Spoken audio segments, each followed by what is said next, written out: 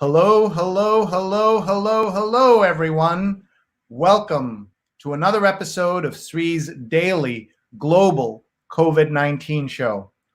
My name is Sree Sreenivasan, and I'm honored to host this daily conversation as we try to understand three crises happening across the world: the health crisis, the economic crisis, and the racial inequality crisis.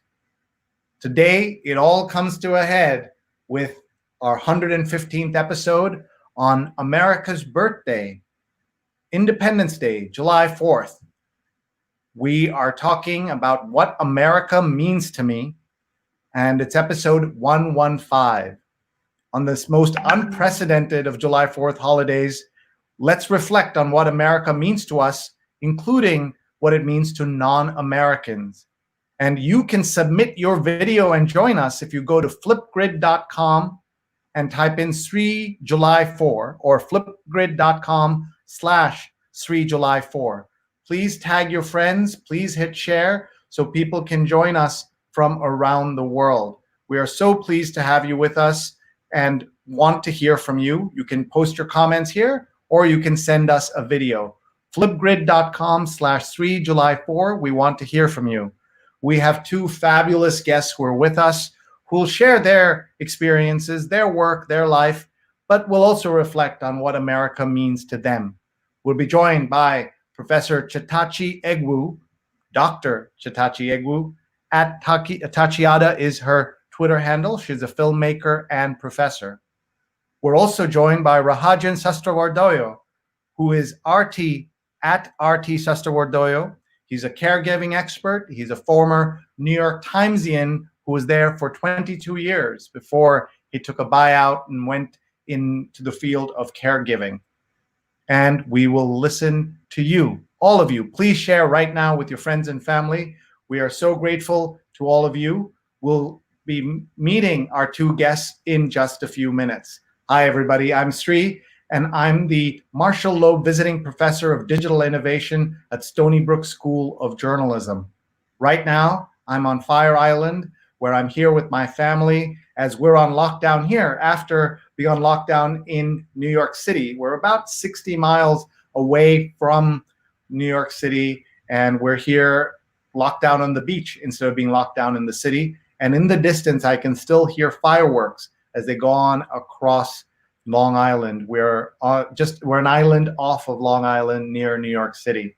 And we're starting late tonight at 10 p.m. instead of 9 p.m. Eastern so that people could watch the fireworks on television and elsewhere and then join us. Of course, for some of you, this is just another Sunday in the world, or already, late Saturday for you, or already Sunday morning and just another Sunday. We'll also hear some videos from people who have sent us their thoughts, and we want to hear from you. Tell us where you're watching from, and please type in, and we will read those comments to our guests. And as always, we're live on Facebook, on Twitter, on YouTube, and on LinkedIn. If you are friends on those platforms, please tell them to watch, and please tag them as we have this very special conversation. We're only able to have this conversation because of all of you. To everyone who's written in for these last 115 days and called this a special part of your lockdown. Some of you have said this is a lifeline. Some of you have said this is such a helpful show. I want to tell you that it's helpful to me, that it's a lifeline to me, that I have learned so much from all of you. Thank you so much. Please check out our archives, youtube.com/Sreenet, SREENET, and you can see our entire collection of videos there. Now, let me tell you a little bit about, send you some messages from our sponsors, and then we will get started. So we have to start by thanking our sponsor, Global Entrepreneurship Experience from Rutgers. It's a teen camp, a virtual teen camp. There are 2 duplicate ones, and your teenagers or someone you know who's a teenager can benefit, and 20% off with the code SREE, globalentrepreneurshipexperience.org, globalentrepreneurshipexperience.org, 20% off with the code SREE. Please tell your friends right now, take a screenshot or share it with them. We also want to thank our friends at Muckrack Academy for arranging for me to make Fundamentals of Social Media a free certification course now available. mrac.co/social, mrac.co/social. Your friends and family anywhere in the world can take it. 4,000 people have started the course, and we're so excited.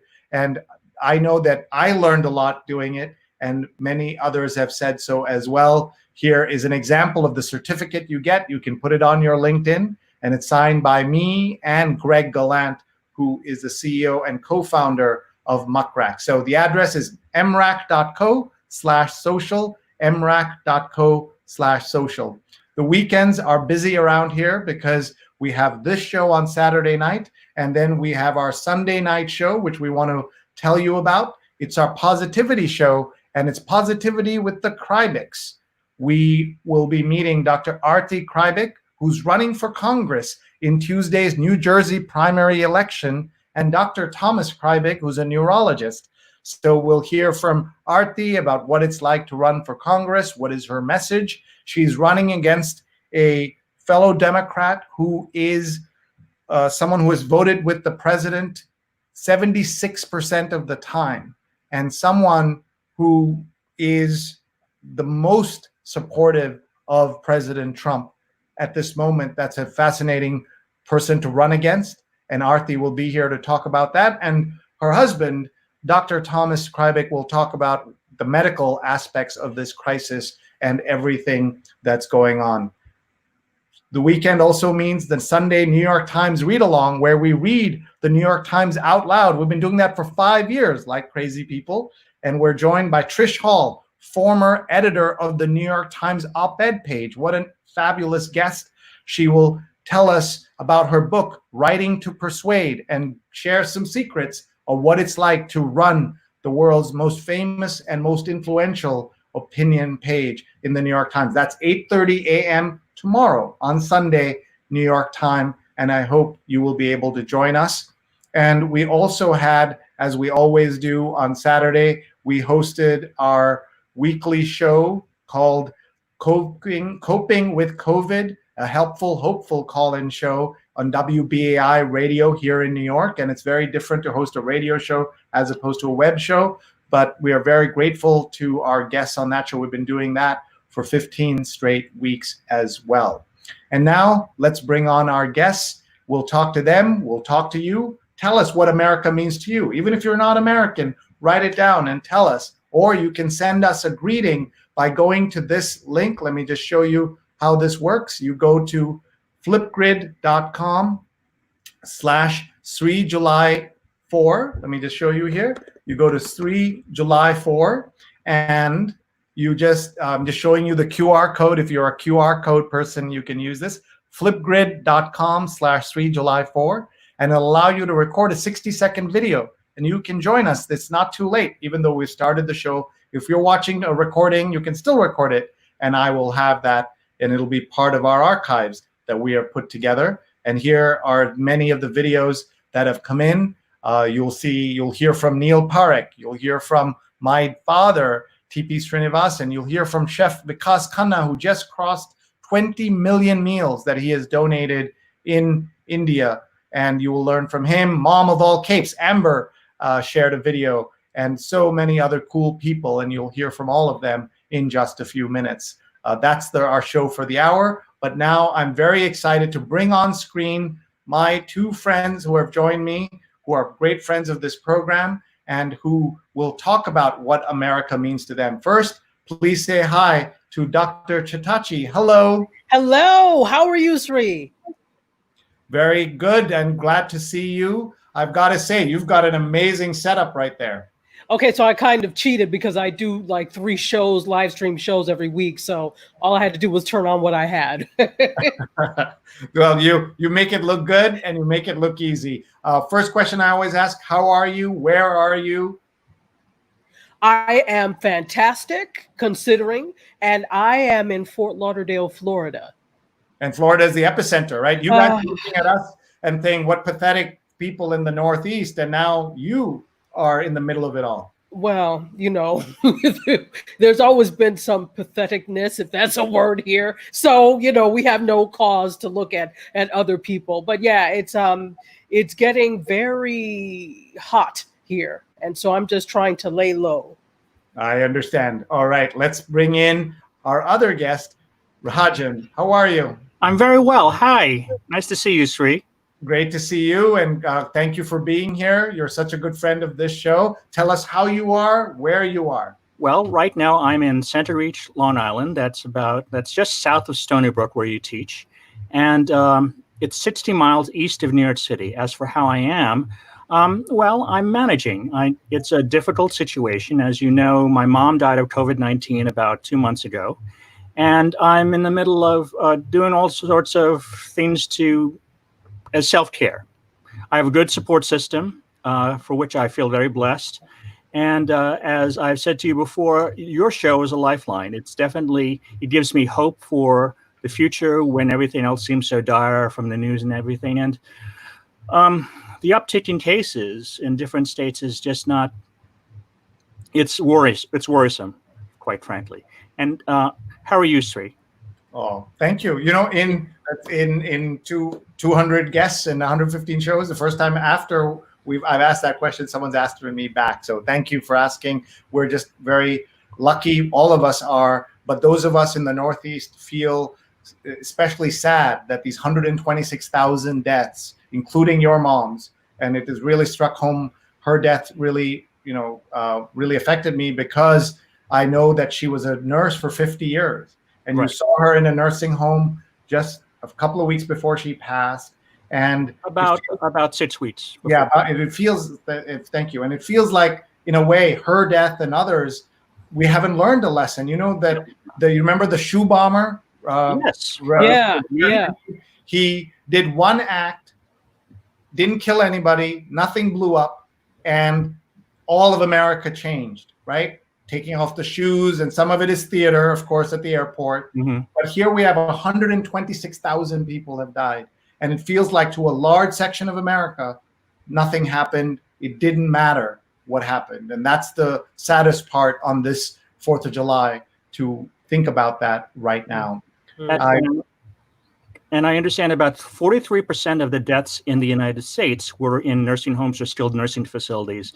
So that in and of itself it's a sad thing, especially if you consider that nursing homes are understaffed and the people there are overworked. And it's kind of at the lower end of the hierarchy in terms of healthcare.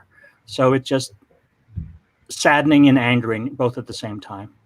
And you know a lot about caregiving, and you had spent your career at the New York Times, and then you decided to go out and try a different field. And what did you learn about being a caregiver, that you wish everybody understood about the profession? I think actually in terms of, it's never too early to prepare for long-term care of a loved one. I think that certainly my parents were ill prepared financially to do so. They figured that that their children would have the resources to help them.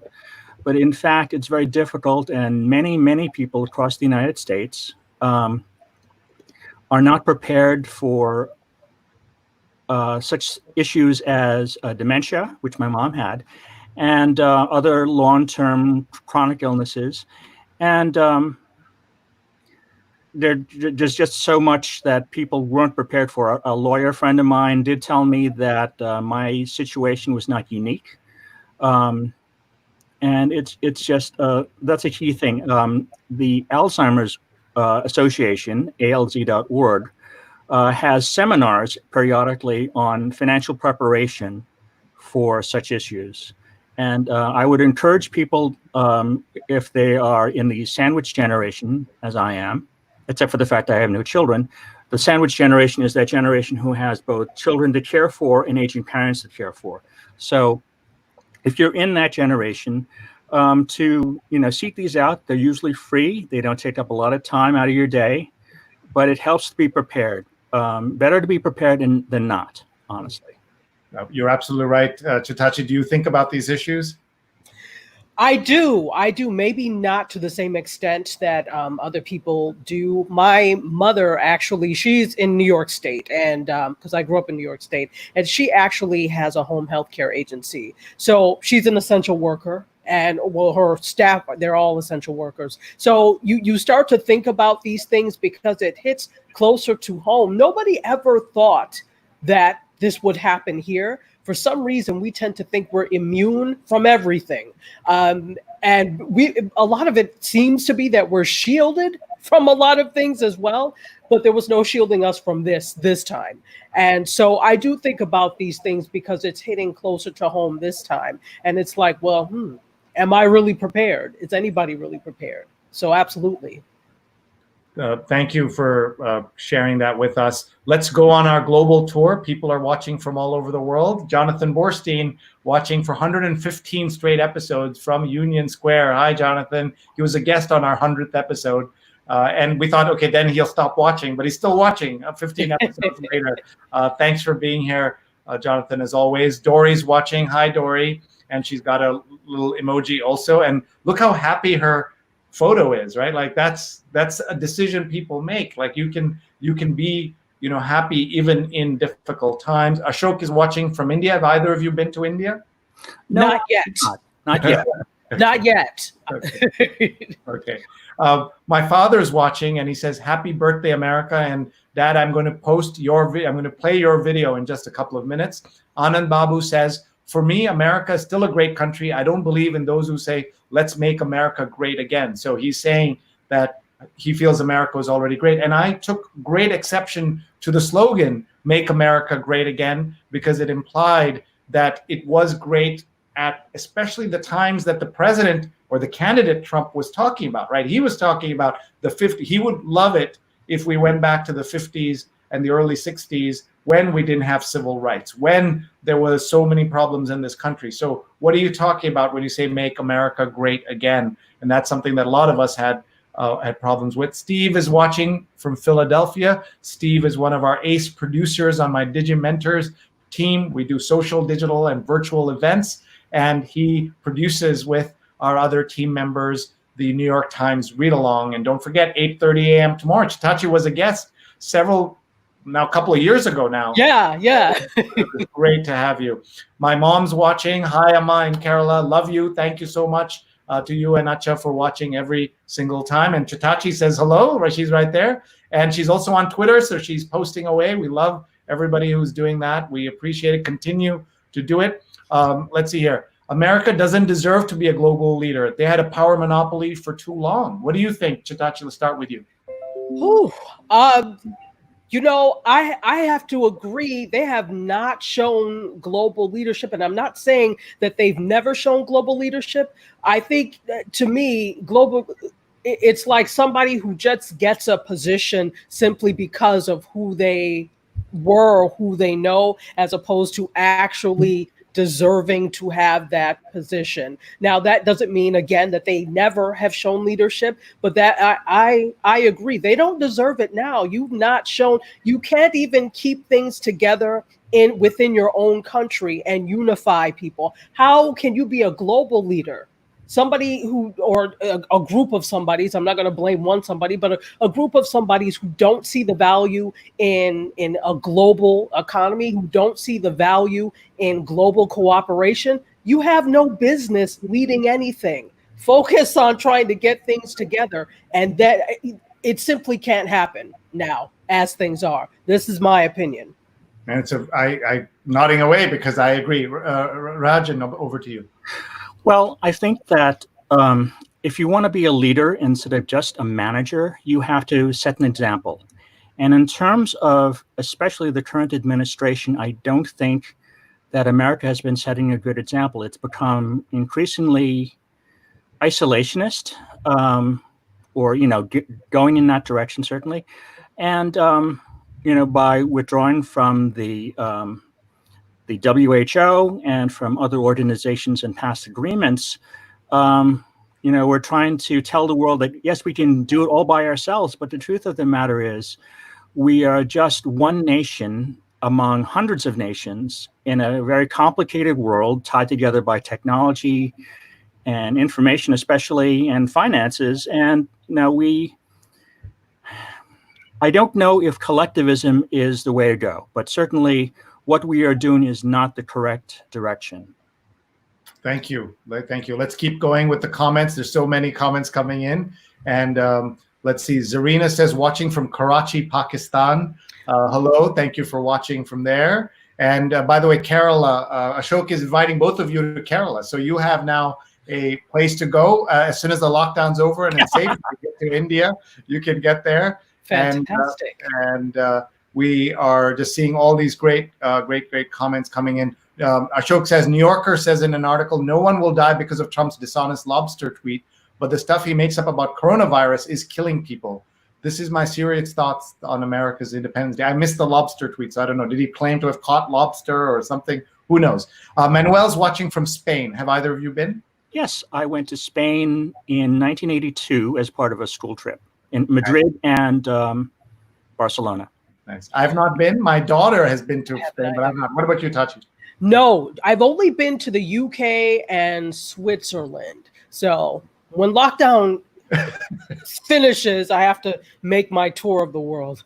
And clearly there are people who will give you a couch to crash on for sure. And my mom says, happy birthday to America. Stefan says, you are looking fabber. And hi, Rahadyan, always thinking of you and sending you big hugs.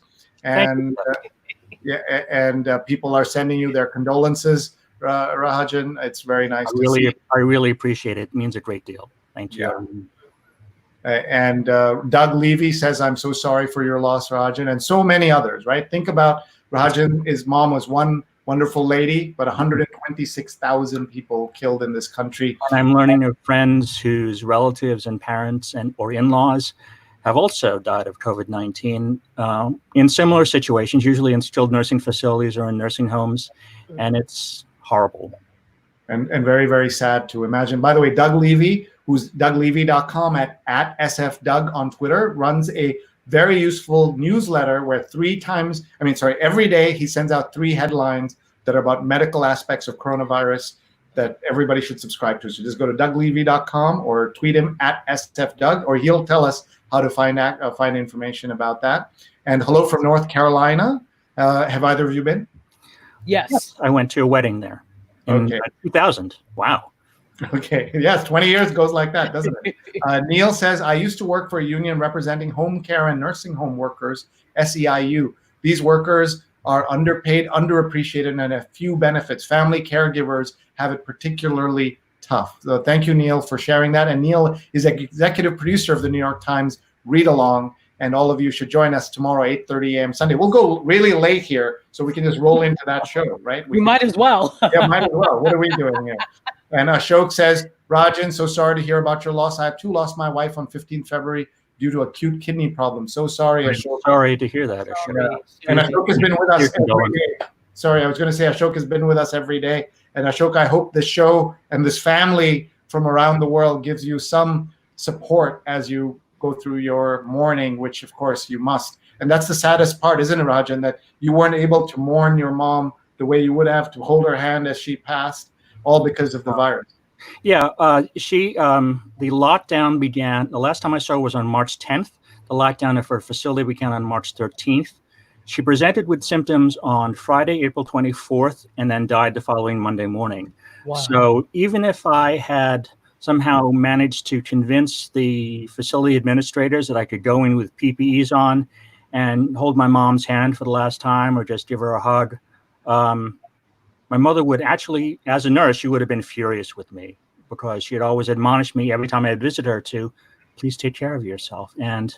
But I regret not even having tried to do that in any kind of an intense way. But please don't don't beat yourself about it, because they wouldn't have let you, and you may have gotten sick in the process from somebody else. So that's true. You have, we're glad you're with us, and Absolutely. We think of your mom, and may her memory be a blessing as you think about her, and we all think about her.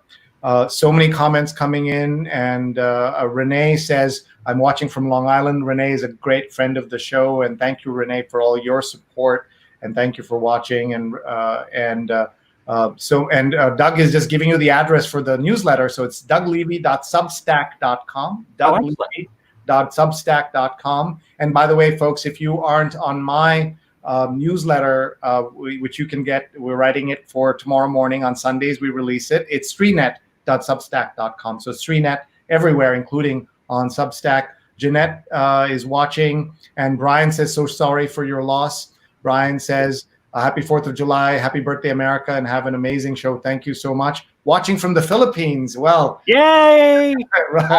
That's a distant cousin of mine, actually. Oh, wow. Very The Manihars are my mother's side of the family. So Mafe is somebody that I correspond with, but mostly via Facebook. But someday, inshallah, I will actually go to the Philippines again. I have not been since 1971, and so I'm way overdue to be there. Wow. Yes, you are. Just to make it clear, your mom's side of the family is from the Philippines and your father's side from Indonesia. That's correct. And we're just so glad this global community is here, and we're all with you. Rick says, America is still a land of remarkable opportunities, despite increasing inequities and inequalities. COVID is a wake-up call to redress these injustices.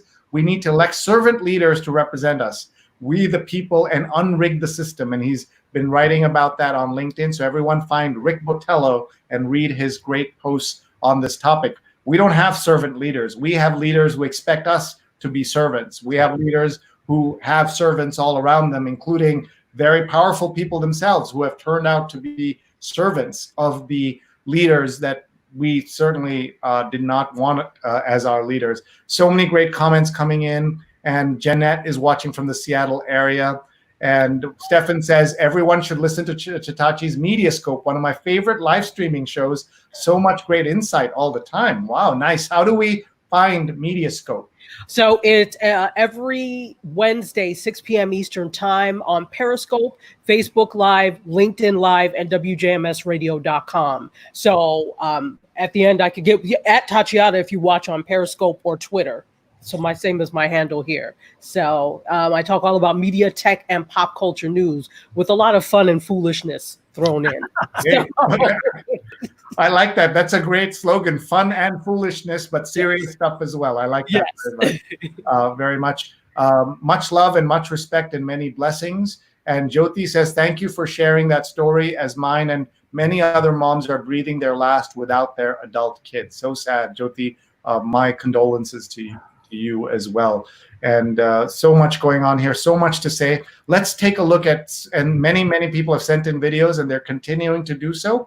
Before we see the videos, I wanted to start by reading this tweet out from Colin Kaepernick, who you folks know is the American football player who brought so much attention over the last few years to inequities in this country, and especially police brutality.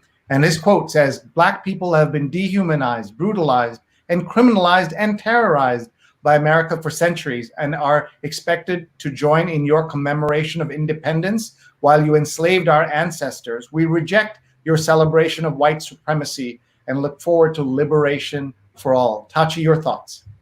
Yeah, so about the whole July 4th thing, I've always been the person that says independence for who? It certainly wasn't independence for people of African descent, and certainly not for people of color. I guess we're now called BIPOC. I 100% agree. I don't understand how people want us to set things aside when there's never been any formal apologies, no real acknowledgement until now that there is a serious problem. But you want us to celebrate, and we're still in the midst of fighting for rights and life. It's impossible. So I have never been one that, of course, you do things, you may celebrate surfacely, you go watch fireworks, that type of thing. But as far as actually feeling it as a celebration of independence, it wasn't independence for us. And there's a speech that Frederick Douglass did that said, "What to the slave is the 4th of July."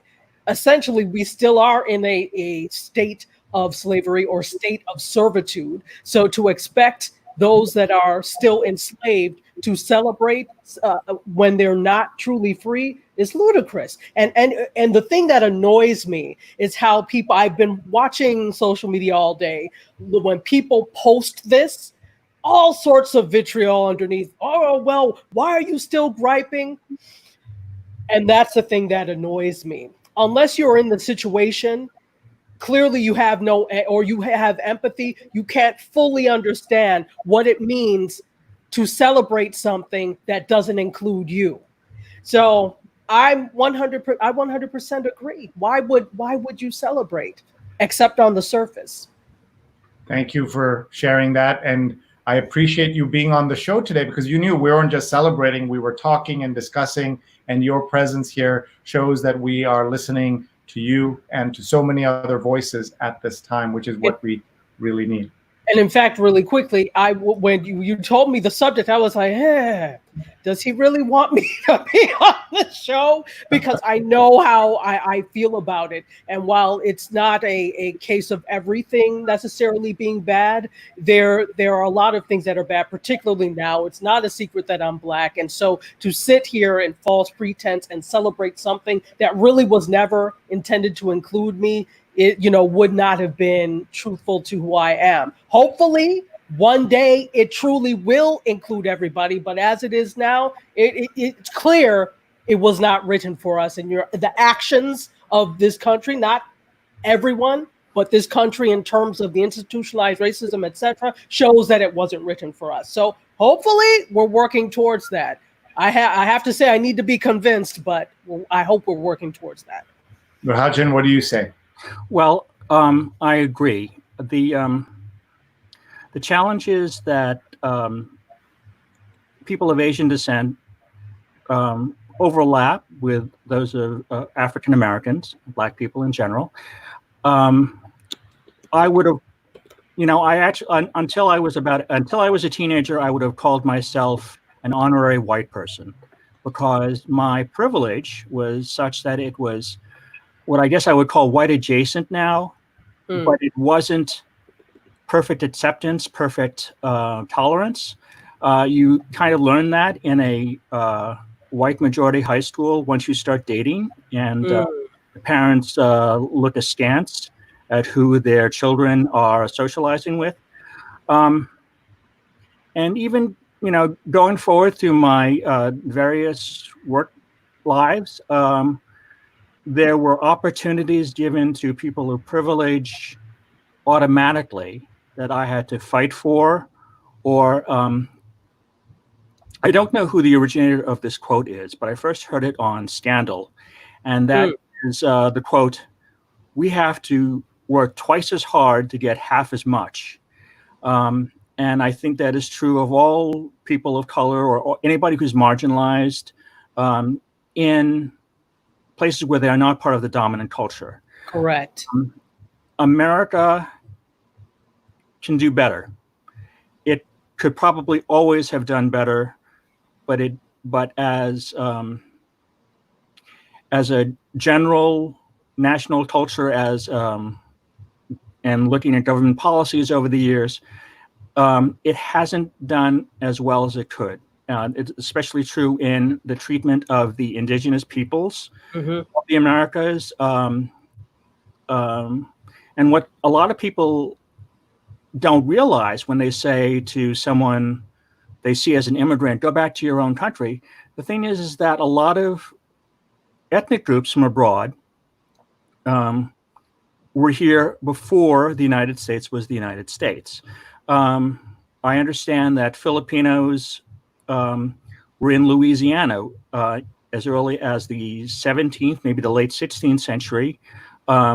And what I learned today, by the way, is that Haitians fought in the American Revolution. They were part of a troop of free Haitian people, free Haitian men, fought alongside the American colonist troops. And although Haiti, I understand, did not have its own independence from France until 1801. Correct. People don't know that. I didn't know that, and I'm 57 years old, and I kind of pride myself on knowing things like that, and I didn't know that. We need to improve the education of how non-white, non-European descent people have contributed to making America the land that it is now. Because American history, as it has been taught, focuses on the good parts, the shiny parts. But Well, and we know why that is. Founded in a very shiny way, I guess the term is. Yeah, no, well, we know why that is, right? People don't like to feel bad about themselves. Yeah, and people don't like to feel bad about themselves. And if you teach the whole truth, you're going to see the role that non-melanated people had in making the lives of melanated people truly miserable in this country. And it makes people feel bad.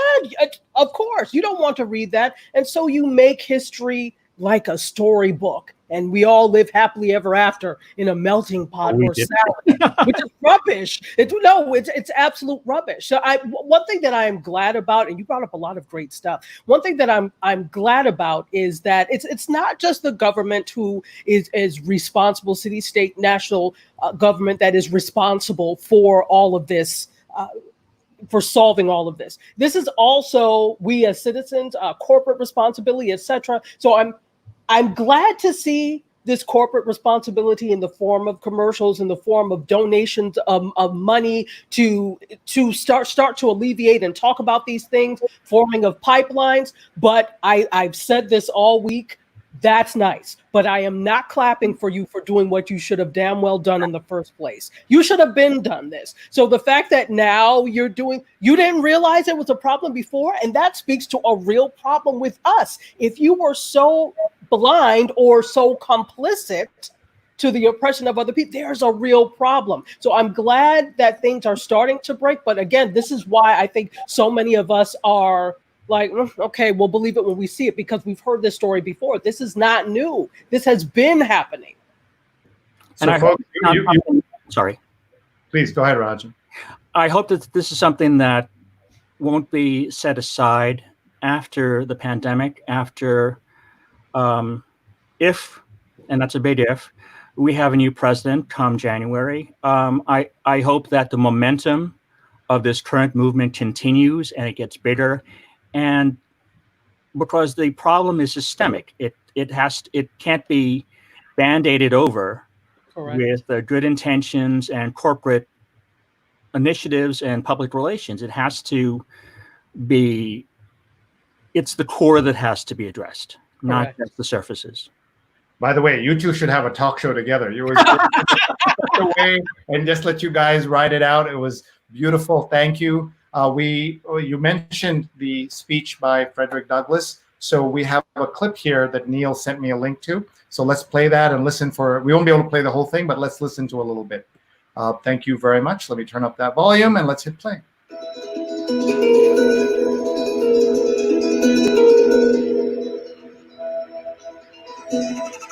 Do I look there or there? Okay. My name is Alexa Ann Watson, and I am the great-great-great-granddaughter of Frederick Douglass is my great-great-great-great-great-granddaughter of Frederick Douglass. I am the great-great-great-grandchild. I've been counting on my fingers since I was like 5. This is the 4th of July. It is the birthday of your national independence and of your political freedom. Fellow citizens, I shall not presume to dwell at length on the associations that cluster about this day. The simple story of it is that 76 years ago, the people of this country were British subjects. Oppression makes a wise man mad. Your fathers were wise men, and if they did not go mad, they became restive under this treatment. With brave men, there's always a remedy for oppression. They succeeded, and today you reap the fruits of their success. The freedom gained is yours, and you, therefore, may properly celebrate this anniversary. Fellow citizens, pardon me. Allow me to ask, why am I called upon to speak here today? What have I, or those I represent, to do with your national independence? Are the great principles of political freedom and of natural justice embodied in that Declaration of Independence extended to us? I am not included within the pale of this glorious anniversary. Your high independence only reveals the immeasurable distance between us. Right. I could listen to the whole thing right now, but we have to move on. People can watch that. We have the link in the videos that in the Facebook group. People can find it there. Thank you for mentioning it, Chetachi, and thank you to Neil for sharing it. So many comments coming in. Roberta is watching from Richmond, Virginia. Thank you for watching. And Jeanette says, such a dramatic year in the US, hoping for far more progress in civil rights. Stefan says, all the dollars spent on July 4th fireworks this year, including Macy's, should have gone to important and essential causes, considering that we're dealing with during these difficult times and what we've been living through. And Neil says, Colin Kaepernick's tweet is on point. I'm conflicted about where America is today. And Mark is watching from Durham, North Carolina. And what I'm going to do is bring on his comments so that you can watch. So everyone, we are using this tool called Flipgrid, by the way, a great way to crowdsource videos. And everybody just goes on here and hits the plus button, and they can play a video, and then we can watch it. And this is something that's used in schools. And so here's Mark with the video he submitted. He was the first one again to do it, and we're going to play it right now. So let me just make sure everybody is able to see. Sorry, 1 second. Let me pull that up. And here's the video. And this is Mark as he's also on screen right now. And here's his video. 4th of July is a lot of different things to me. Definitely 4th of July is about the activism has always been part of America's roots, because America definitely has some deep activism roots in terms of both the activism that created the country, but also activism that has been very much a part of what goes on in America's history. As a matter of fact, usually on the 4th of July, I would be at the Festival of the Eno. That actually was started by a group of folks that were very much involved in the environmental movement, and they wanted to celebrate some of the things that go on in Mother Nature and things of that nature. But they were definitely activists, and they do use this activity to commemorate some of their activities, but also to commemorate the 4th of July. So that's usually what I would be doing on the 4th of July. But of course, with COVID, we actually did a virtual event, and that was done on yesterday on the 3rd. I do know that I'm going to try to use some fireworks, though, because I do love those fireworks. So I'll be trying to check those. And thank you to Mark. My name is Amit Prabhu. I'm AMITHPR on Twitter. I'm sharing this message from Gurgaon in India, a suburb close to New Delhi. What does America mean to me? Many things. Until 10 years ago, I'd never been to the United States. Then my employer sent me for a meeting to New York City, and I spent 1 week, 3 days in New York and 4 days in Chicago. I fell in love with that country. I got lucky. A year later, I got employed by the world's largest public relations firm, Edelman, in their Chicago office. Those 2 years with Edelman were the best years of my adult life. Two things that always remain with me are respect for hard work that America gives its citizens and people who work there, and the freedom to enjoy things in a very different way that many other countries don't offer their people. That will always remain with me, and to me, America means respect for hard work and an enjoyment of freedom. Happy 4th of July. So we'll just pause there. So interesting, right? That Amit, by the way, thank you for contributing. Amit runs his own public relations business in India, and the largest public relations conference in the world is run by him. It's called Praxis, in Asia. So I've been out there, and you could hear people who don't live in this country. How many countries do people say that about? But people are also clear-eyed about its problems, and that's important. Exactly. And a big thank you to Mark, who's watching. Mark has been a guest on the show, and he's taught me how to be an ally in the struggle for civil rights.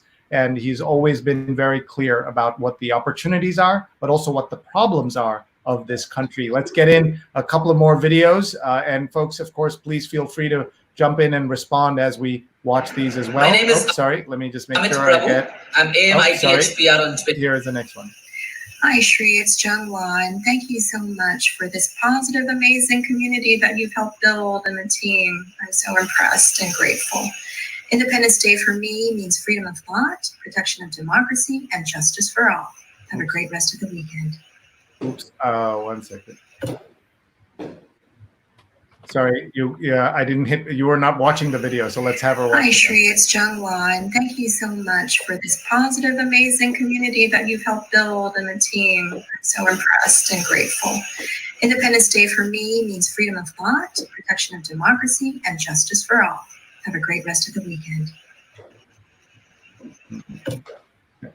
Thank you. Let's go to the next video. Sree, thank you for asking this question and making us think about what America means to us this 4th of July weekend in 2020, the summer of the pandemic, of coronavirus, of George Floyd, the 4th of July after the 1619 Project, where we have are confronting the legacy of slavery, a reckoning of our past.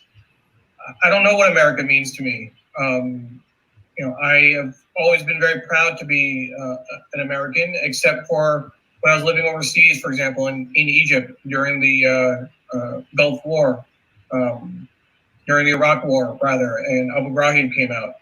I'm conflicted. I've been very proud at times, but really, for now, I think it's really just time to take a knee and to pause and think and reflect.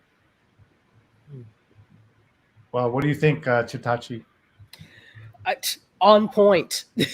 There's nothing more that I can add to that, and I kind of agree. I know probably for a lot of us here, we may be first generation or second generation American. My parents emigrated here from Nigeria, and so there's this duality that you live with of being both American or wherever you're from. Like, so in my case, American and Nigerian. And, there was always a clarity of, okay, well, definitely I'm both, but as America begins to show you more and more that you're not American, or that you don't belong, or that if you're going to be here, you're relegated to a certain status in society, it makes you think you don't know how you feel about America. It's especially now, you don't know.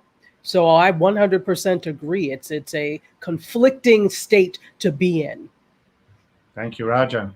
I agree. It's definitely a conflicting state to be in. I was fortunate in that the only anti-Asian sentiment sent at me during this time in which the Chinese were blamed for creating the coronavirus was the day before Easter, when I was going shopping, and a woman in a mask, a white woman about my age, leaped away from me and said, "Oh my God, for all I know, it's going to be you who's going to give me this virus. And you're not even a real American." And I'm thinking to myself, I was born and bred here. I'm as real American as you are. So I took issue with that, and I wasn't that taken aback by it because I expected it to happen sooner or later, but it was upsetting, even if it was an isolated incident in my experience. Well, you know what? I'm sorry. Please. It's sad. I think that it's really sad, the fact that you expect for this to happen sooner or later, just like I expect it. Oh, well, that's just going to happen. It's really sad. And if you are not a person of color, you should really be ashamed and upset that there are people out there that are putting this on you, that this now becomes you.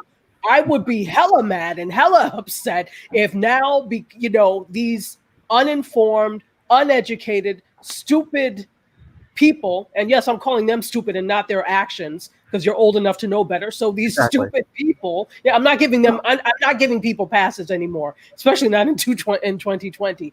It's sad that they come now to represent you.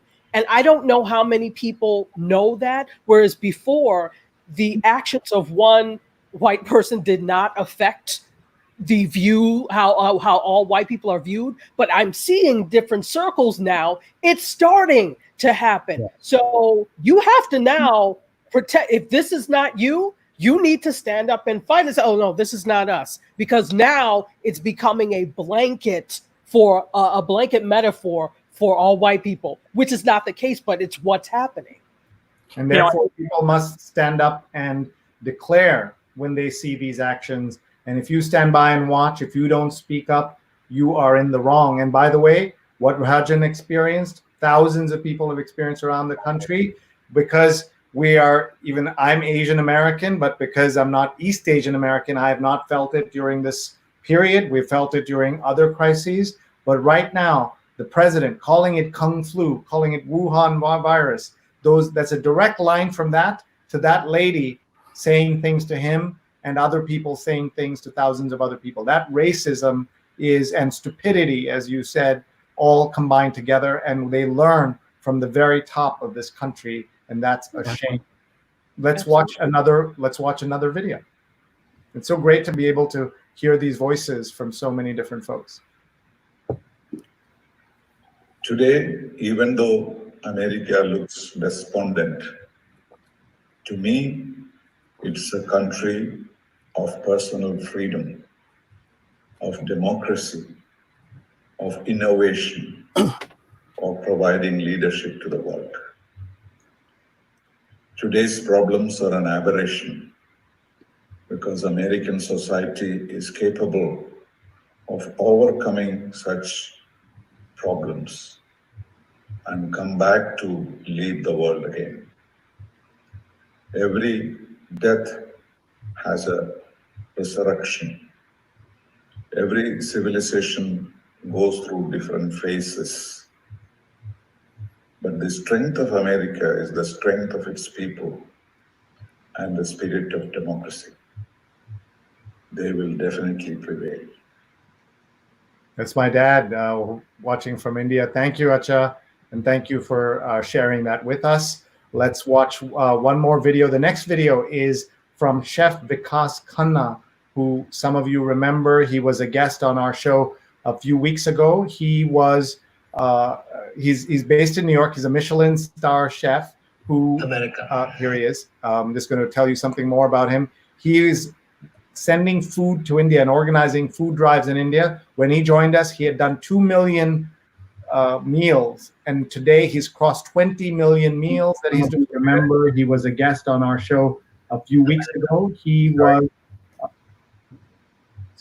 and he had he's given out 20 million meals and 2.5 million sanitary pads, which are hard to get for some folks in India. So let's hear his message of what America means to him. America, the land of the free. For centuries, immigrants like myself have been coming to this promised land to seek their freedom, without realizing that we all have to fight for that freedom. It could be an expression of your art, your creativity, imagination, intelligence, ideas, craftsmanship. This is the country which gives you a global platform to perform. But you've got to hustle every single day. This is what America has taught me over the last 20 years, to stand up for what is right, to stand up in what you believe in. Long live the spirit of freedom. Wow. What do you think, Chetachi? Absolutely. Absolutely. And you know, the thing is that does not mean that there is no promise. I think that's one thing that people have always said about this country, that there's opportunity, there is promise, and I would say more, there's potential. There's the potential to be better. It's just when people are not pushed to be better, they don't. And so I think everything that's happening now, from COVID-19 and the lack of response to what's happening now and socially and social injusticely, which is not a word, I made that up, but what's happening now, I think that the only place to go is up, because I think we've actually hit rock bottom. There's only one area to go. So I think because of that, there's the potential to be better, and better than before. We hope better than before. Thank you, Rajan.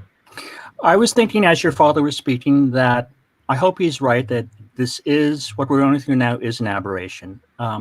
Taking the long view, I mentioned on one of your shows that the Professor Tyler Anbinder of George Washington University wrote a book a few years ago, about 10 years ago, called 5 Points, and it focuses on a neighborhood, which is now part of Chinatown in Manhattan, where there was a cycle of nativists versus newcomers. It started with the English people who had been here since before the Revolution versus the Irish, then the Irish versus the Italians versus the Chinese, and so on until the early part of the 20th century. And looking at it from the distance, of decades, of centuries, it's fine. It's okay, but being in the middle of it, where people who have been there all of their lives or for generations are still treated as outsiders, it's painful. It's very painful. Yes, and so I think of it, and what the chef said, yes, it's aspirational. We can do better. We must do better. There is a science fiction story by Arthur C. Clarke in which the closing line is, "We must love each other or we will die." And that has always, resonated with me strongly, that love in that it cannot be a casual "I love you" type of a word. It has to be an active verb. It has to be, your actions have to show love, not just for your family, your friends, or even your tribe, as it were, but for all of humanity. We have to think of species love, civilization love. We have to operate on that level, not just what can I have for myself in mind today? What can I gain by screwing over somebody else who is not like me? We have to think of a long view. Otherwise, we will certainly die as a civilization. And that would be really, really sad. Thank you. Thank you. We have lots of comments coming in. Rick says, unite the divide with truth, justice, equality, and freedom. And so many other comments coming. Jeanette says, appreciate the descendants of Frederick Douglass reciting his speech. Also ran across an article in The Atlantic that she's linked to. And Vandana says, CLR James's The Black Jacobins is an incredible history of the Haitian Revolution. And that was something that Rahadyan had brought up earlier. And Vandana is one of our two producers who makes this show possible every single day. They've worked for 115 days without a break, and I'm so grateful to them. At Vandana_Menon and Rose Horowitz 31. And by the way, this is a moment for me to take a quick opportunity to tell you all about a show that Rose and Vandana and I are producing. It runs every Sunday after the New York Times read along, and it's a new show in the 4th episode, and we want to tell you about it, and we have a video ad for it. So here you go as you learn about this particular show that airs on Facebook and social, on all the socials, on Sundays at 11. Hi, I'm Dr. Sujana Chandrasekhar. I'm an ear, nose, and throat surgeon in New York City and New Jersey. And I'm Dr. Marina Kurian. I'm a general surgeon in New York City area. We'd like to introduce you to our new show, She's on Call. We air live on social media platforms from 11 a.m. to noon every Sunday Eastern Time. We discuss the medical topics of the week. We have two great guests, experts in their field, that help us analyze and look at some of the topical issues of healthcare. And we are on 11 to 12, so please join us. We'd love to answer your questions, so please share and watch and send us your questions and comments. See you Sundays at 11.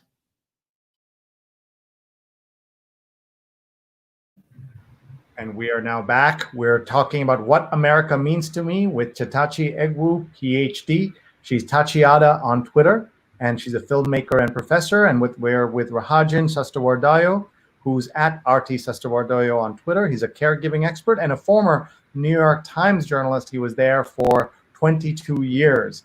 Thank you to both of you for being here. I know we're going longer than expected, but as you can see, lots of people want to participate and share their comments. We're very grateful. We just heard from Chef Vikas Khanna, the Vikas Khanna on Twitter. He's got 2.3 million followers, and every day he just gets up and does things to help people. He's an incredible man. Let's go to another comment. All right. Hey, everyone. It's Amber, a.k.a. Mama of All Cakes, and her kiddos. And we're going to talk about what does America mean to us. America is an ongoing experiment. That's what America means to me, right? And America meaning the United States of America. It is a wonderful opportunity to take a diversity and tapestry of interests and people and religions and cultures and races and ideologies and see how we can pull them together into just a beautiful way of expressing what is possible when humanity comes together. So that's what America means to me. Hopefully we all take that opportunity to bridge divides, to look at the goodness in our common man, and try and find a great way forward. So that's what the United States of America means to me. Chetachi, over to you to get your thoughts. I just want to show you the beginning of the video because that's her family. And the four of them were on my show a few weeks ago on a Saturday night. It was one of the highlights of this. They were fabulous, all three of them, very young women, young girls and women, and her. And then her show is called K-12 Better, and she's on Twitter at Mom of All Capes. Everyone should follow her at Mom of All Capes. Chetachi, over to you. So there's an awful lot of idealism when we look at this concept of America in terms of what it can be and what it should be, instead of what it is. And we all want it to be this idea that we have that's been ingrained in us. And the reality is it's not, and that's, because of us. So it's sad to say, it's like I almost have no hope.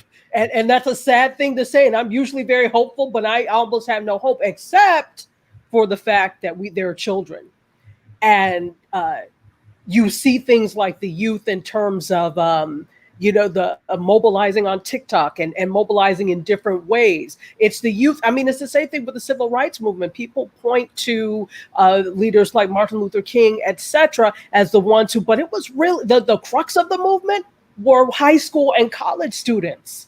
And so I have, when I start to be like, okay, this is hopeless, I remember that there are people that are under us that are starting to take the reins and are tired too and are doing something. So that's my take on that. And it was apropos because her children were in that scene with her. Yes, they certainly were. And everyone, please take a look. And you can see all of these videos. If you don't want to watch my entire hour plus, you can just go to flipgrid.com/Sree July 4, SREE July 4, to watch all of these videos. Hi, Sree. Thanks for the opportunity. I remember getting really inspired by Lincoln's words in the Gettysburg Address when I was a sixth grader, and hearing the words, "This new nation created in liberty and dedicated to the proposition that all people are created equal." It was so inspiring. And for me, America's always been this beacon of hope and land of opportunity where hard work is rewarded. It's a big, large melting pot where you get to meet people from all over the world and have this free exchange of ideas, where you have opportunity to learn from each other, this land of innovation. And despite all the tragic events of this year, I still believe in the ideals that Lincoln talked about. And I hope that we can come together as a community, learn from each other and learn to help each other, and learn and sort of grow to Lincoln's ideals and words of hope and dreams for the country. Happy birthday, America. That's what America means to me. That's Rupa's sister, my wife's sister. She's a physician in Maryland, and very grateful to her for taking the time to do that. Rahadyan, your thoughts? That's one of my favorite speeches ever. It's just, I'm trying to imagine how revolutionary it was at the time that he gave that speech in 1863, before we had widespread media. I mean, the fastest that things could get around the then United States was via telegraph. Newspapers might take days between the initial event and its promulgation to the people. And I'm thinking just how groundbreaking it must have been and how eye-opening it must have been to many people. The people that were there, some people who probably didn't get it, who didn't appreciate it, probably. And that is probably the case now with the enormous amount of news services and fake information, disinformation being promulgated. And I wish we had better filters now to help us navigate that. But back then, the Gettysburg Address was key. And I'm glad it was there. And there were only 271 words in the Gettysburg Address. It's about 10 sentences long. And I was in the 5th grade when our teacher, Mrs. Donovan, at PS6 in New York, made us memorize it. And that really appealed to my dad, who always was telling us we have to learn. This is something that they do in Commonwealth countries, that learn how to give speeches is a thing that they do. And so my dad, when I was young, used to make us recite Mark Antony's speech from Shakespeare's Julius Caesar. And so he was very much into my learning the Gettysburg Address, and I'll never forget learning that in Mrs. Donovan's class and being able to talk about it and recite it. It seemed forever, but it was only 10 sentences. It took me, must have been a month to learn how to say that. Let's look at some of the other comments coming in. So many coming in text also. Mark is saying, even the storybooks are rubbish. Cinderella, Sleeping Beauty, and the lid goes on are full of all kinds of sexism and racism. I did a show with Kimberly Crenshaw, the great professor who coined the term intersectionality, and her Twitter handle is Sandy Locks instead of Goldilocks. and we were talking about how Goldilocks must have been white, not only because of her golden hair, but only a white person would walk bravely into a stranger's house and eat their food and sleep in their bed. That's the ultimate entitlement. Yeah, exactly. Not worried about being shot in any way. Just like, oh, let me just go and eat all their food and sleep. So please check out @Sandy Locke. She is amazing, and she has had a permanent impact on this show. She said, I asked her what we can do, and she said, say their names. And I hope both of you will be able to stay with me when we say their names later tonight. Let's go to some more comments. Mark says, a friend of mine's father, Ariel Dorfman, wrote a book about how deep capitalism is in old Disney TV shows and movies. And Jeanette says, so true at Chetachi about corporate responsibility and the sincere expression of values rather than just reactionary PR approaches. And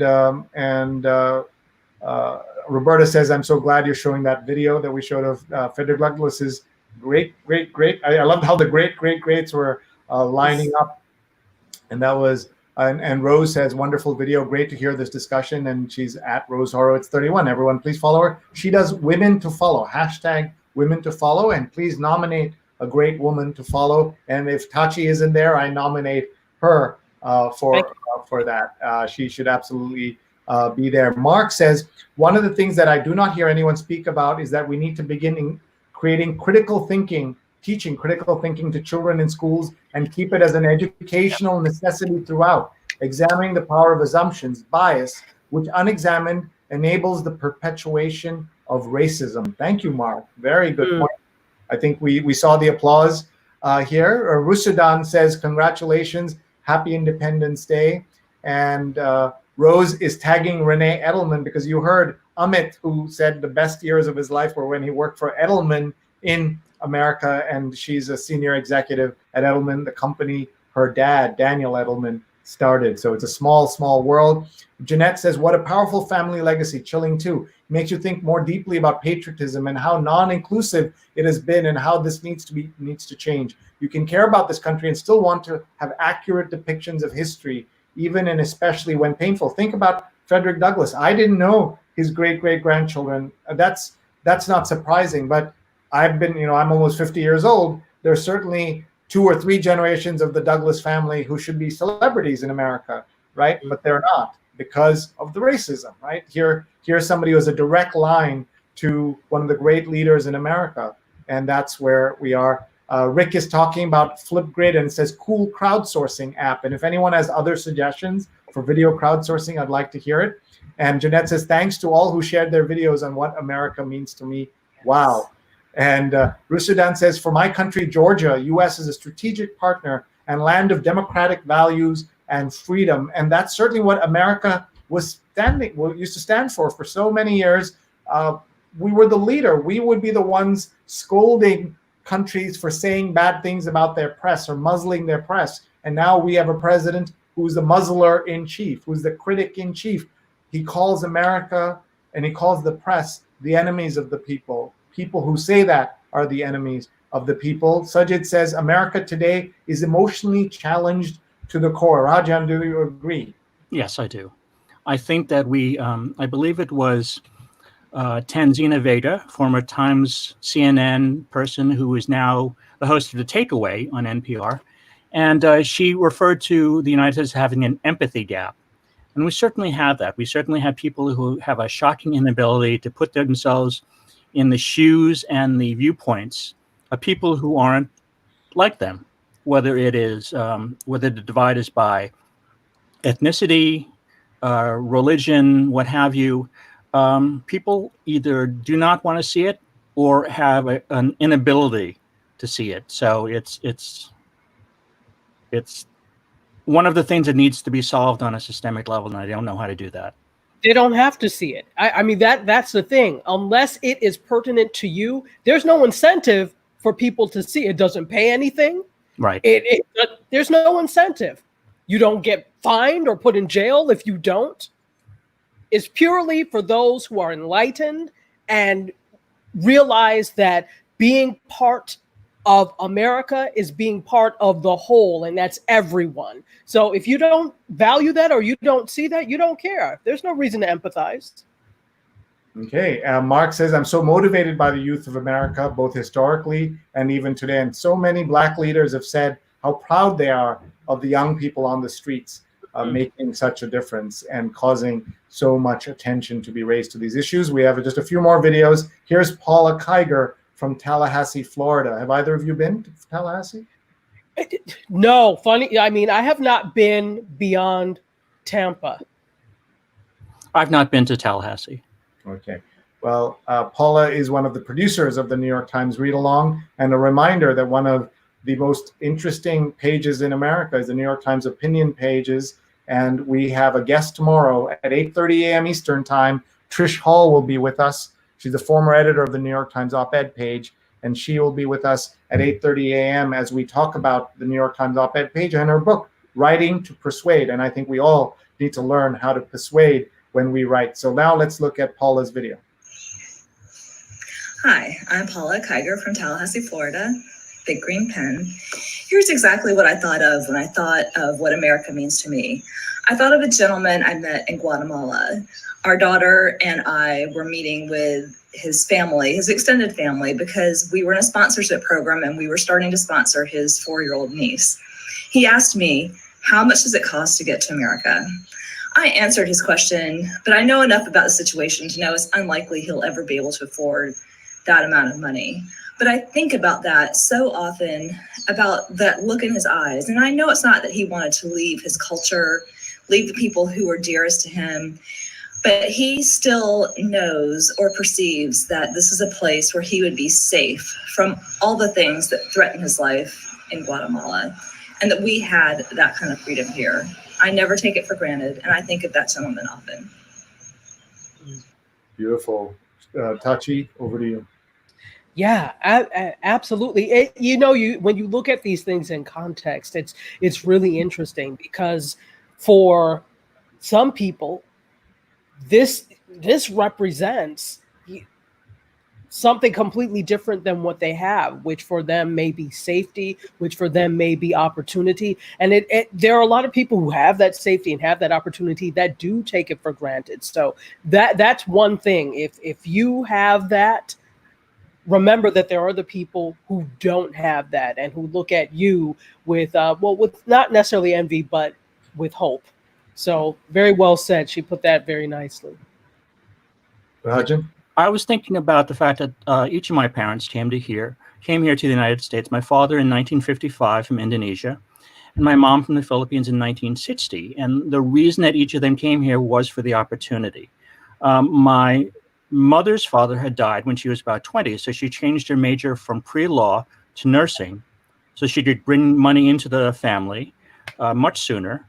And then she eventually was the first of her siblings to come to the United States, where the opportunities were great, especially in healthcare. And so she could also send money home to the family because the standard of living and the amount of pay that one receives is very different than it was in the Philippines at the time, and still is probably, which is why there are a great many Filipinos and people of Filipino descent in healthcare. And that's true of many other countries. I have met many people of Haitian and other Caribbean descent, people in healthcare in various places in my life. And it is, I hope that it is one of those evergreen career paths, although it will change with the rise of technology. As we have seen during the pandemic, there's an increased use of telemedicine. And hopefully that will expand to other types of things beyond, say, diagnosis. Telesurgery would probably be very problematic if you don't have a robust Wi-Fi connection, but that's a topic for another. Is that a thing? Telesurgery? It's in its very early stages, I think. But I think that the problem is the learning curve of it's like being a puppet master, and you don't know how much the delay between the movement of your fingers and the actions of the tools will be. So it's like in the early days of gaming, when you would play a video game and there would be just a slight lag between what you tried to do and what you were supposed to do. For people who use guns, it's like the lag. It's like leading your target, leading a moving target. You have to shoot slightly ahead of them. And I think that I could be wrong, and we can ask she is on call tomorrow if that's still the case.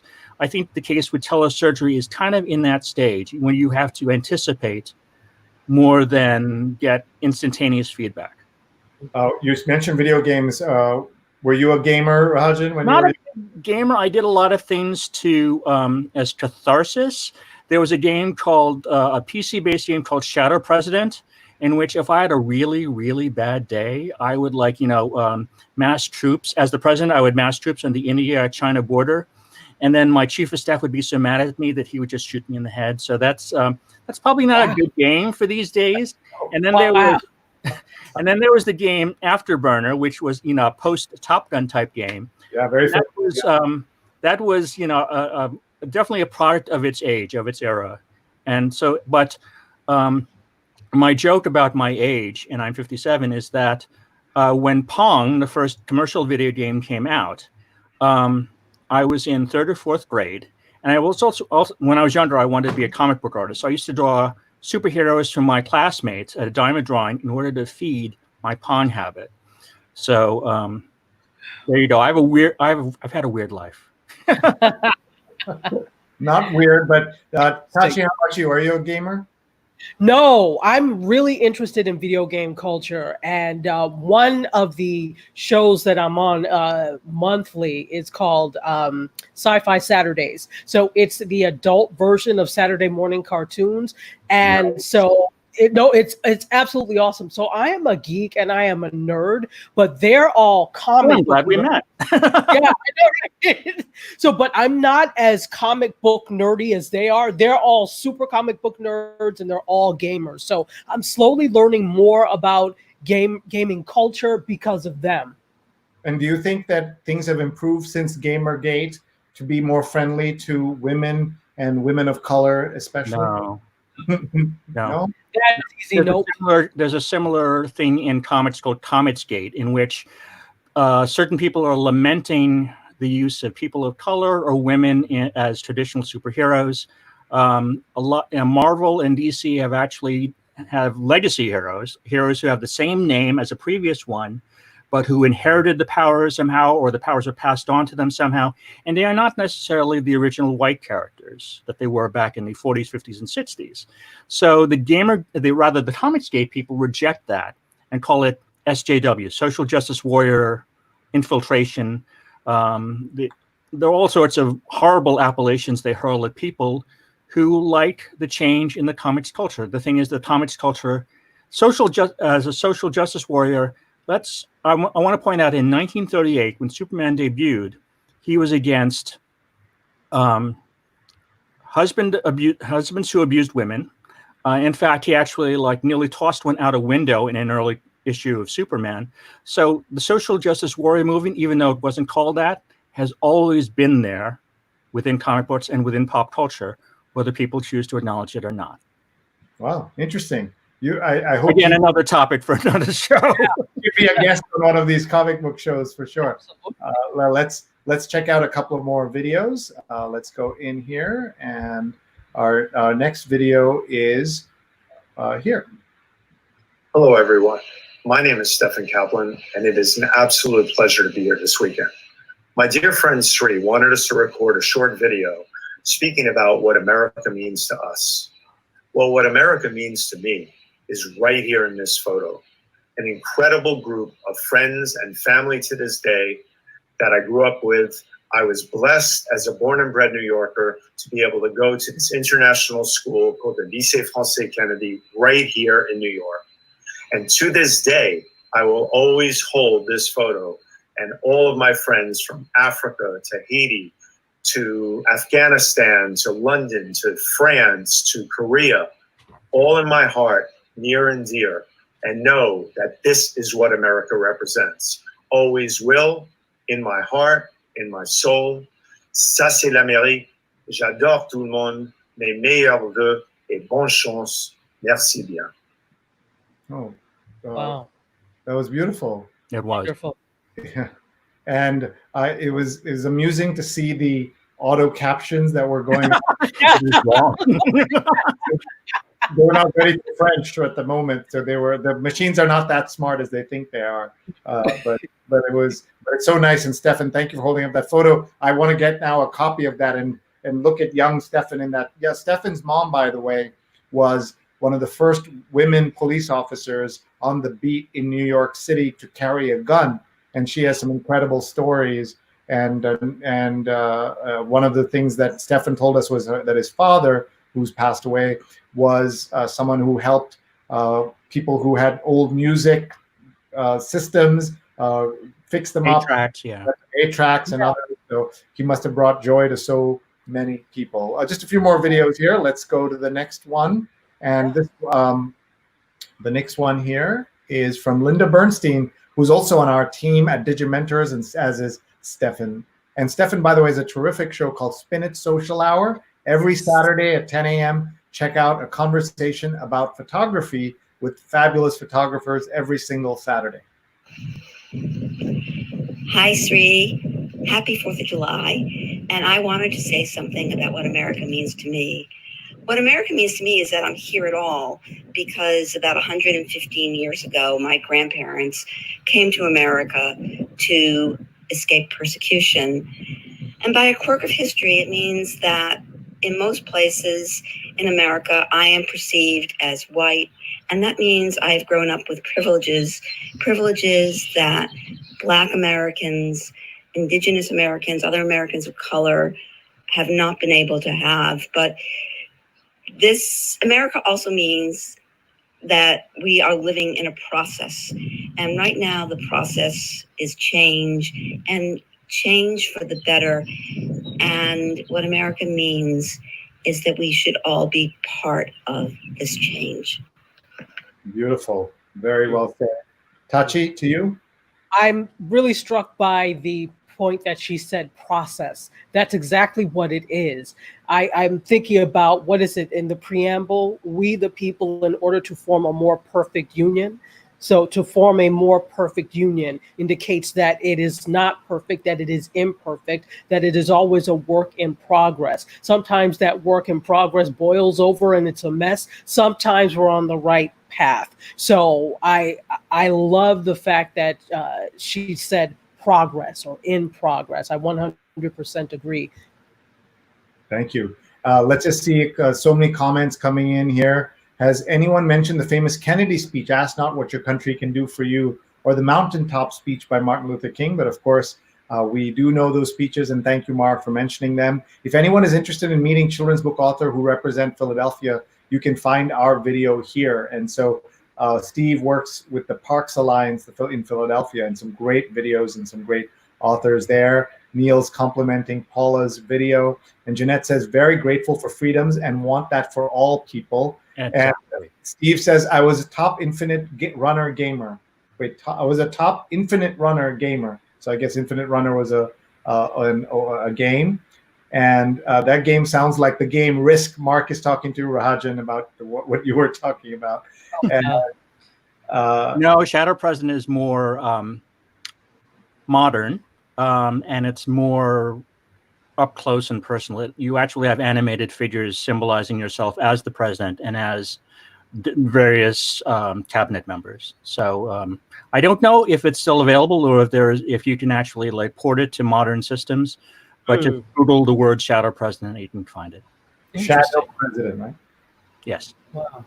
Jeanette says, beautiful and inspirational, Stefan. What a credible school and community. And Rose said, so wonderful, Stefan. Thank you for this video and your experience growing up.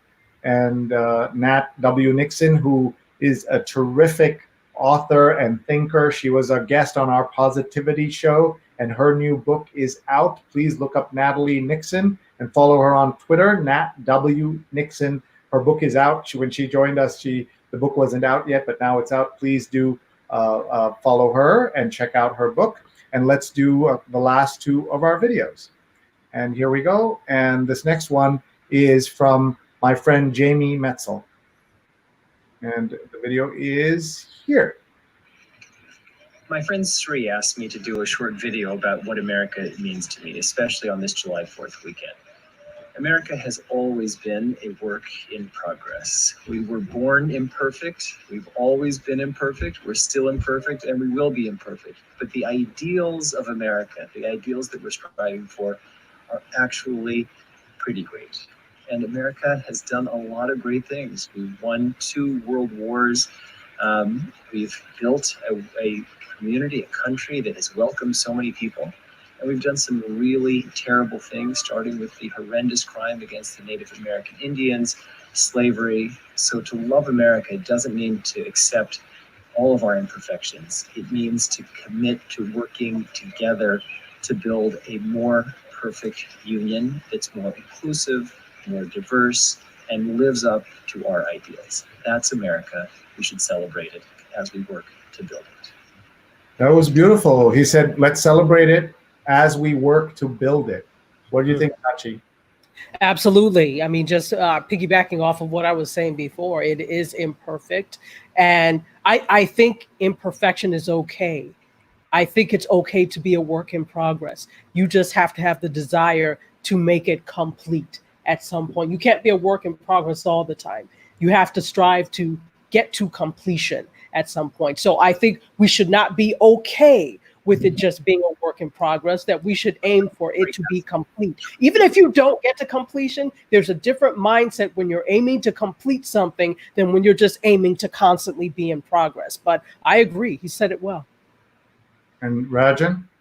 I was thinking about, and I probably don't have this exact, but James Baldwin said something about to love America is to be able to criticize it. And so I think that's important to, realize. And also I'm thinking about the fact that there's a big difference between if you're working on a project, say for school, and you just do enough to hit the rubric of what the professor or instructor requires, or you do it for, your love of whatever it is that you're doing and go beyond the simple bullet points. And I think that's important that we should do that too. I don't think we should just settle for what we have, no matter who we are. We should, the rising tide lifts all boats. Let's go in that direction. And if I could add to that, exactly. It's the thing of, okay, now that we're looking at this, everybody's trying to diversify. The Academy has sent out 819 invitations to surpass according to them, their 5-year goal for diversity and inclusion. Well, you should aim beyond just that, aim beyond a number, exactly. Aim to actually make this and make people part of the fabric of who you are, because it has been built off of, all of this has been built off of the one ideal, which is usually not people of color, LGBTQ people, et cetera, et cetera. It's been built off of one fabric. So it needs to, as you're sewing that new dress, you need to include the threads of everybody in there. Exactly. So. Wow, beautiful. Thank you. We have one more video that we will play. You also get to see all these great faces of people as they sent in these videos. And this video is coming to London from a non-American. Hi, my name's Tristan. I am in the UK. And America to me means a land of extremes. Now, I am someone who loves V8s with supercars, and I like American action movies, and some of the extreme elements of American culture have been, I think, very influential worldwide, and rightly so, because they are unique and interesting. But obviously America has the other side of being an extreme nation, which is you have the political extremes, you have racism, you have injustice, and all of these things that freedom brings. And obviously this makes the United States a very strange country to have as the world leader, because on the one hand it has such a powerful way of presenting itself that really brings hope to the world, but equally there's an element which also highlights the darkness of humanity as well. Tachi, over to you. Very interesting to hear this from someone who is not from the U.S. and not in the U.S.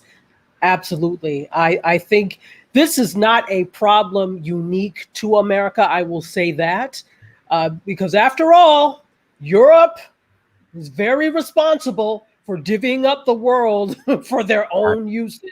So, you know, let's be clear with that. So it's not a problem that is unique to America. However, it's been exacerbated because of how diverse this country is, right? And often when you have that level of diversity, there is a struggle for resources, the resources that certain people think that they own by, you know, by birthright or whatever. So, you know, a lot of the issue stems from, is an economic one, stems from money, stems from greed and control of resources. So I definitely hear what he's saying, and it's a little bit scary, you know, in terms of the U.S. We talked about this earlier, being a world leader, or at one point was a world leader. But these problems have always been here. Maybe they just weren't exacerbated because you had a government that was able to keep wraps on it better. But these problems have always been here. And then, you know, the second part of that being that this is not something that is unique to the United States. This happens in other countries as well, just maybe not to the extent, because there are a lot of countries that tend to be a little more homogeneous or don't have as much diversity as happens here. And when there's a struggle for resources, sometimes that's what happens. Is it right? No, but that's what's happening.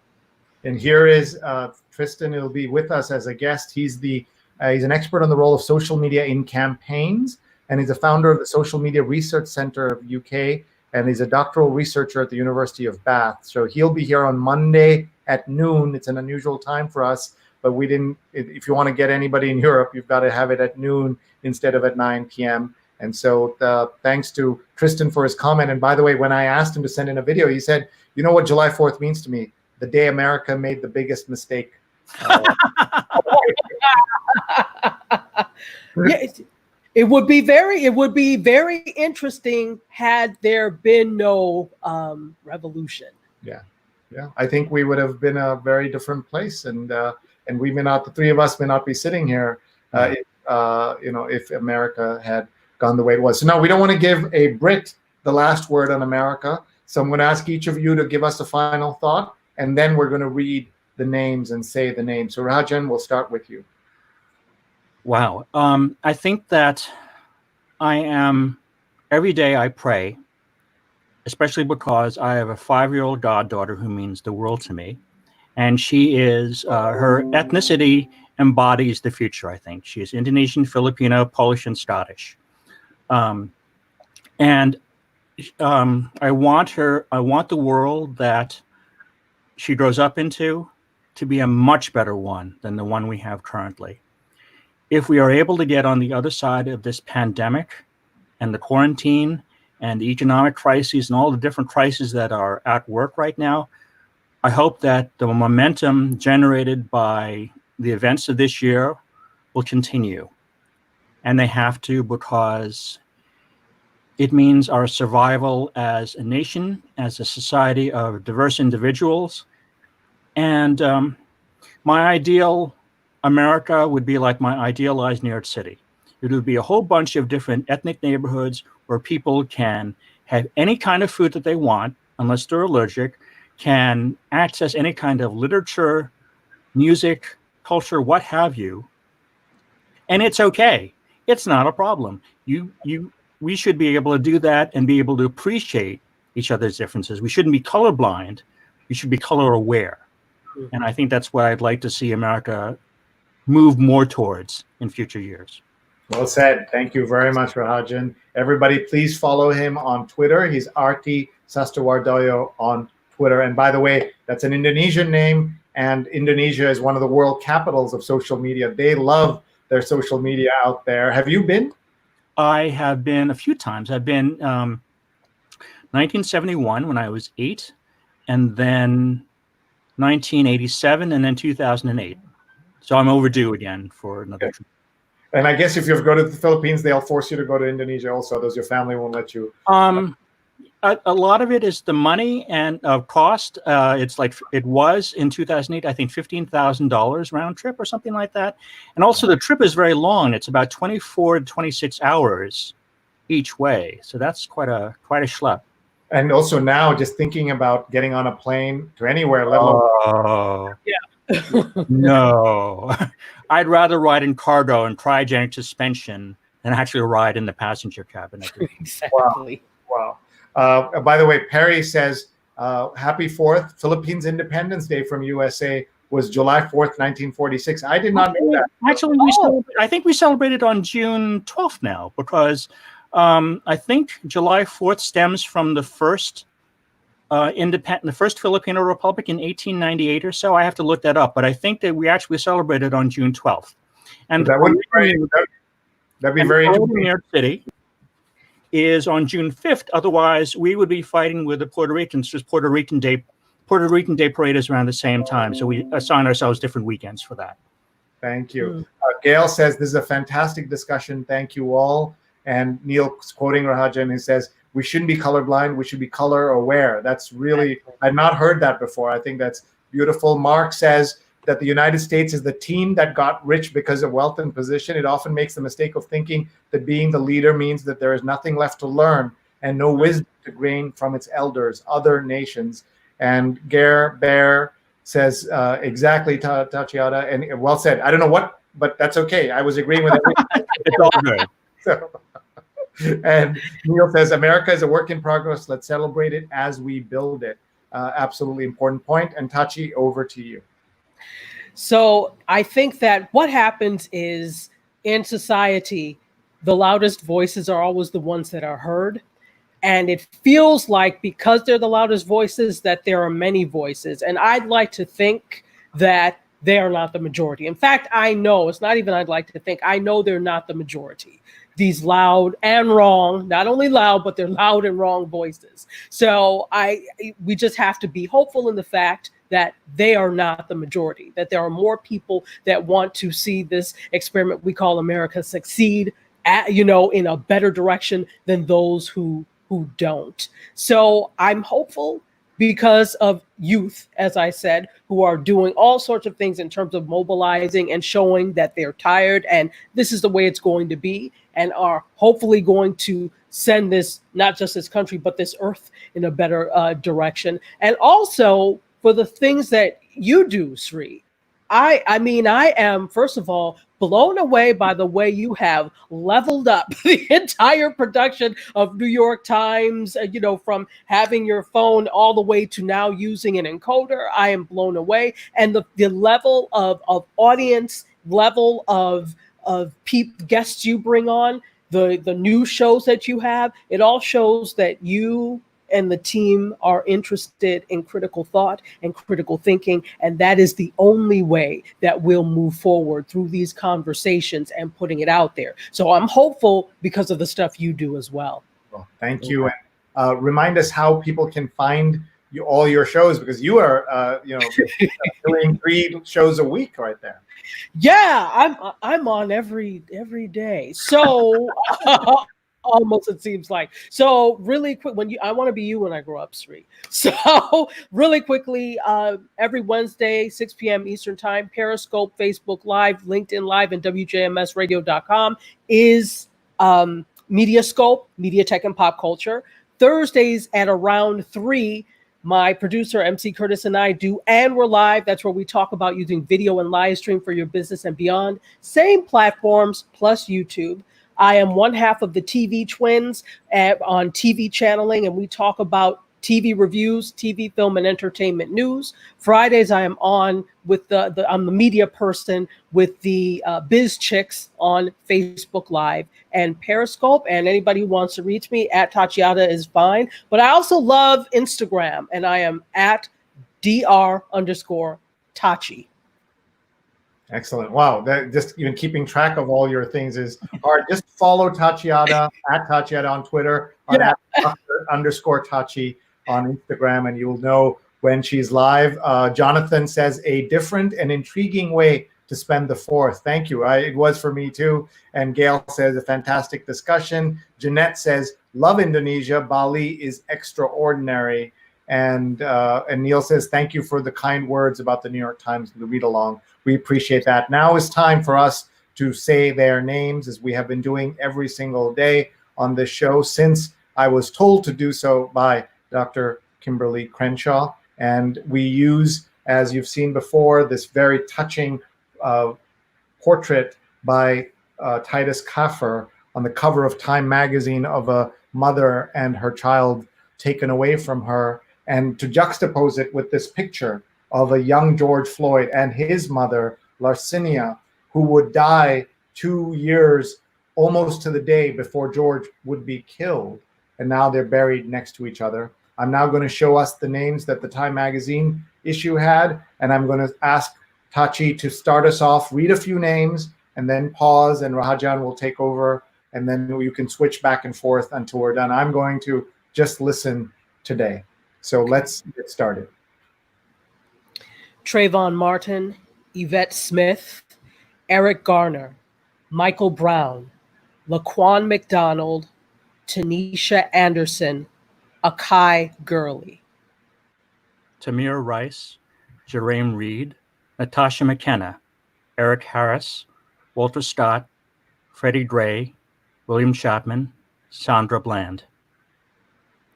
Darius Stewart, Samuel DeBose, Janet Wilson, Kaylin Rockmore, Alton Sterling, Philando Castile, Joseph Mann. Terrence Crutcher, Chad Robertson, Jordan Edwards, Aaron Bailey, Stefan Clark, Danny Ray Thomas, Antoine Rose. Botham Jean, Tatiana Jefferson, Michael Dean, Ahmaud Arbery, Breonna Taylor, and George Floyd. Wow. Thank you. Thank you for reading those names. And to that list, we must add Rayshard Brooks and so many other names going all the way back to Emmett Till and countless others whose names we will never know. We also want to point out that one of our guests on our show who was with us, Ryan Boudou, after the death of George Floyd, came out not just to talk about the killing of his brother in police custody at the age of 32, Ravi Boudou, but he also called out South Asians for their own silence and racism in this country. So this wasn't just him lamenting the death of his own brother, but also saying that South Asians in this country, many of them are silent or racist in the way they behave towards African-American people. And it was a very moving episode. You folks can find it. All our archives are on youtube.com/Sreenet, and you can see all the stories. So please, that was episode number 103, as you can see. And with that, we will let our guests go. I told them 45 minutes. I lied. It was an hour and 45 minutes.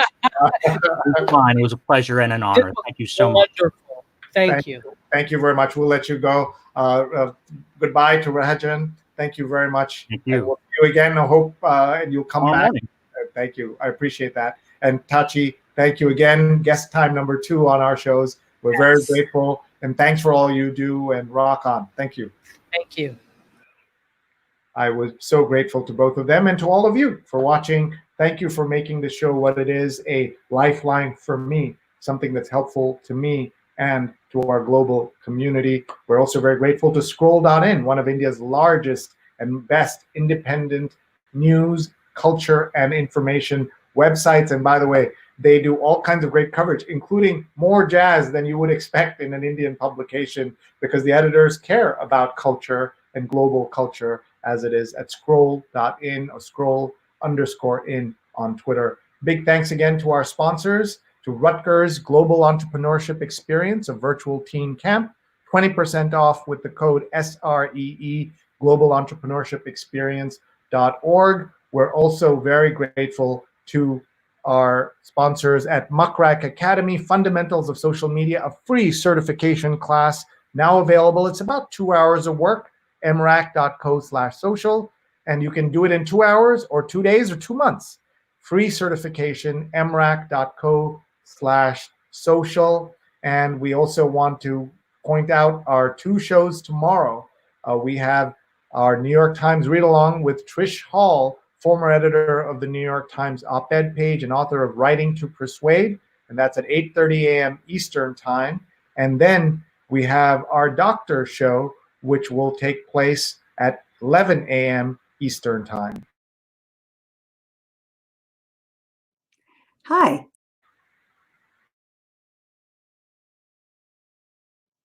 Hi. The video's having some issue, but you can all watch the episode. Will be playing on tomorrow's, it's Sundays at 11 a.m. Eastern, and tomorrow's a greatest hits show for the holiday, but on July 12th, they'll be back, Dr. Sujana and Dr. Marina, with Dr. Quinn Capers IV and Dr. Susmita Pati. And Dr. Capers will be the first gentleman to be on the show, which emphasizes the power of women in healthcare and education and medicine. So thank you very much, everybody, for watching. We're always looking for guest ideas, for speakers, for sponsors. If you know anyone who would like to help us out with any of those things, please tell them about this show. We want to show you some of the stats about our show. This is the first 75 guests. Let me find the poster for our first 100 shows. We had 201 guests, 124 of them women, 45 cities, 12 countries of speakers, more than 1 million viewers, 60 million social impressions. Get behind us and support us as you have been. We're very grateful. Sree@Sree.net. Please email me. We'd love to see you again. And just a couple more comments that are coming in. Mark says, thank you all. Great. The other Mark says, great show. Please do this again. Thank you, Gail. We will. And I do want to show you some upcoming shows we have, because we got tomorrow a very special show, Positivity with the Crybics. And who are the Crybics? You are seeing on screen. The Crybics are Dr. Arti Krybik, who is Arti for Congress, running for Congress in Tuesday's New Jersey primary election against a Democrat who is the most consistent voter with President Trump among the Democrats. And Dr. Thomas Krybik, a neurologist, will also be with us. And Steve Taylor says, thank you so much for being there for all of us. And Tachi says, thanks for having us. She was great, wasn't she? And it was just so much fun to listen, so much depth in the show. Many thanks to your engaging and wise guests, Rahadyan and Tachi. Love Mediascope, Tachi. I want to check out your other shows too. And we're just so grateful to everyone. Let's tell you about a couple of other shows that are coming up. On Monday, we have Social Media and Politics, and that's at noon with Tristan Hotham, who is an expert on the role of social media in campaigns. So we'll be talking about a lot of what's happening in politics. And then we go all the way back to Hamilton Today, which is a look at Hamilton and the law, a book about Hamilton and the law, reading today's most contentious legal issues through the hit musical Hamilton, which of course you know is debuted worldwide yesterday on Disney+. I have not seen it yet, but I look forward to discussing this on Wednesday night here in New York City. Well, thank you very much, everybody, for being here. We're very grateful to you for your time, your attention, your interest, and please do email me, Sree@Sree.net, and connect with me on Twitter @Sree, Instagram SreeNet, and on YouTube SreeNet for our entire archives of the New York Times Read Along and this show, The COVID Show. Thank you very much, everybody. We'll see you soon. Bye-bye.